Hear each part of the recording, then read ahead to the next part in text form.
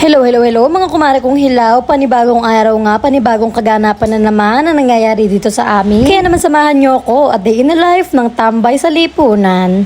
So ayun na nga, medyo tanghali na nga dito nang maisipan namin ni Mirayang magkakanta at ito nga nagpaalam si Miguelito na bibiyahin na. At dahil nga nangagaw na si Miraya ng microphone, hinayaan ko na siya na lang ang kumanta. Matutuwa ka naman nga talaga dito sa batang ito dahil nga kapag nakahawak ka ng microphone, matik kakantahan ka niya. At dahil nga wala akong magawa at nakikinig lang kay Inay nga ba napahawak ako sa buhok niya at naisipan ko nga gupitan. Maganda naman nga ang buhok ng batang ito kaso gusto ko nga ang gupitan dahil nga po ulus-ulus yung ilalim. Dahil nga po ang lalayan ng buhok nito ay yung pinagtubuan pa ng buhok niya nung bata siya kaya hindi rin po siya pantay-pantay. Hindi ko sabihin yung baby pa siya dahil nga po yung pinagtubuan niya ay hindi pantay-pantay. Dahil nga po busy ang kakakanta, hindi na ho niya napapansin na ginugupitan ko na siya. Mabuti na nga lang nung nakamalay siya ay nagupitan ko na. At dahil nga nanganganta siya, wala siyang pakialam. Kung akala ko pa nga ay magliligalig dahil ayaw nga nito na pinapahawakan ng buhok niya. Nahihirapan na nga din ako magpuyod ng buhok nito dahil minsan ayaw na magpapuyod. Hanggang sa matapos ko na nga rin itong gupitan at maya-maya nga may dumating na parcel. Ito nga pala yung nilalagay sa pader, basta ito. At ipapakabit ko nga pala ito sa aking asawa nang magmukha namang aesthetic ang aming kwarto. At dahil nga gusto ko ito ipakabit kay Miguelito, ba inutusan ako ni Miguelito na yung paglalabas na daw ang gamit sa kwarto. At habang naglalabas nga kami ng gamit sa kwarto, yung nagsasayaw naman kami ni Miraya. Maya-maya nga lang din, umpisa na rin ni Miguelito ang pagkakabit sa pader. Bali yung pinapakabit ko nga pala yung binubutasan talaga ang pader para matibay. Yan kasing nabibili at kinakapit lang, mukha namang hindi tatagal sa amin yun, kaya ganito ang pinili ko. Madali lang naman namin ito na ikabit dahil nga matalas naman yung gamit ni Miguelito pang butas. Bali sinusuot nga lang pala ito diyan at may butas naman na siya, kaya madali lamang siyang gawin. Iniwan ko nga muna saglit si Miguelito diyan at paglabas ko nga, nagsiswimming na pala ang aking anak. Tapos nangangain pa nga sila ng popcorn at may paghingi pa nga itong sibon, kaya ito yung mumualan natin siya ng popcorn. Aringat nangangamoy kainan na naman dito sa amin. Lagi-lagi na lang dito may pakain. Kahit walang birthday, may kainan. Kaya naman nga kung mapapansin ninyo, mga tao dito sa amin ay naglalakihan na, hindi nagtatangkadan, kundi naglalapadan. Shoutout nga pala sa Atisha Menet sa Ninong na talaga naman lugi. Nakakaligo namin swimming pool ng libre. Kaunahan na nga sa listahan na nabuburaot sa Ninong itong si Miraya. Bay talaga naman lagi na lang naliligo sa swimming pool. Shoutout nga din sa Caterpillar na to na talaga naman nagpakita pa at gusto yatang mabidyohan mapasama sa aking vlog. Aring at binalikan ko na si Miguelito at naabutan ko nga na minamarkahan na niya susunod niyang bubutasan. Wala naman nga din ako kamalay-malay at di ko na nga din napansin na sala na pala ang kanyang minamarkahan. Kaya nabutasan na niya, dun lang namin na-realize na mali pala ang kanyang nabutasan. Kaya nga sa halip na aesthetic ang nangyari, napalpak pa. Pero okay lang naman daw yun dahil lalagyan na lang daw niya ng masilya. Habang nai-stress nga si Miguelito sa kanyang maling butas, ako naman ay nagbubukas ng parcel. Sino ba namang hindi may excite kapag kami dumarating sa'yo na parcel araw-araw? Ay nako! Kaya naman mga ate ko, stress na sa akin si Miguelito. Balik na tayo kay Miguelito dahil nga nagkamali siya ng butas. Nagbutas na lang siya ulit ng panibago. Dahil nga ayoko din pumayag na doon ilalagay dahil nga hindi babagay. Kaya naman wala siyang magawa, sundin ng hilig na walang gulo. At matapos na kasi Miguelito magkabit ng mga pinapakabit ko at ng utos ko, ay ito na nga, naglinis-linis na ako dito nang makalabas na ako doon dahil gusto ko na rin makiswimming. Pinagbabalik lang naman namin yung mga pinaglalabas ko diyan. At dahil nga nauna na si Miraya mag-swimming, kailangan ko na rin mag-swimming dahil baka mababad yun. Kapag kasi umahon na yung kailangan na ahon na rin ako para walang ligali. Saglit nga lang ako naglinis diyan dahil nagmamadali na ako dahil gusto ko na nga rin mag-swimming dahil init na ako. Nilagay ko na nga rin pala dito sa pinakabit ko kay Miggy yung mga in-order ko sa Black App. Syempre dahil gusto natin aesthetic, kailangan may pang-design tayo na ilalagay dyan. At ito na nga pala ang final look. Tingnan nyo naman, napakaganda. O, di ba nagmumukha ng medyo aesthetic ang aming kwarto kahit may toddler ako. Naniniwala din kasi ako sa mga sinasabi nila na kapag may toddler ka, walang aesthetic na kwarto, pero ipipilit natin yan. At ito na nga pala ang kinalabasan ng aking kartehan sa aming kwarto. Kaya ako naman ngayon na maliligo na. Lumabas na nga ako sa lungga para nga mag-swimming din at pagtingan ko sa labas, madami na pala sila ditong nakatambay. Kanina kasi mga 5 lang, ngayon mga 10 na.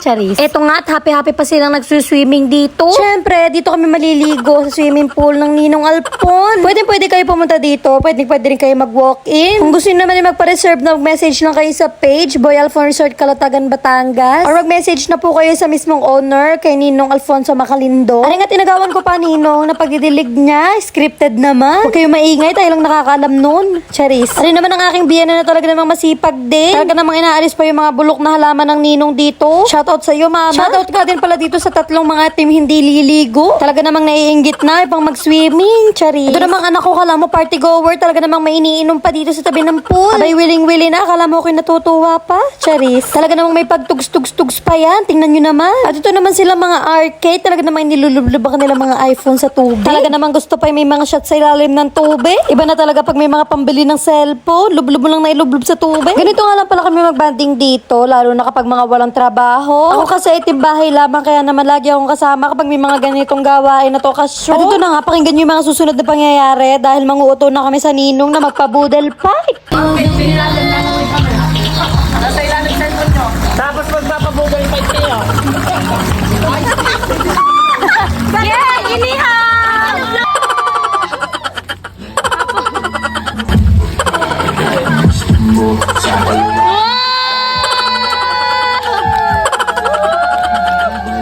Talaga naman nga napakagalante ng aming ninong. Kita nyo naman, konting ulok lang, bigay agad. Kaya naman anong gagawin? Bibili na ng iihawin. Maya-maya nga, umahon na nga din kami diyan dahil nga si Miraya masyado nang mabababad sa tubig. Para na naman ako nakikipagkarate kay Miraya pagkuha sa swimming pool dahil ayaw umahon. Siyempre, habang nagbabanlaw kami ni Miraya, ito sila't nag-iihaw na ng isda at ng karne at ng hotdog. Para for the kain na lang kami mamaya pagtapos namin maligo. At siyempre, ang punong kabala sa pag-iihaw, ang aking mister na poging-pogi.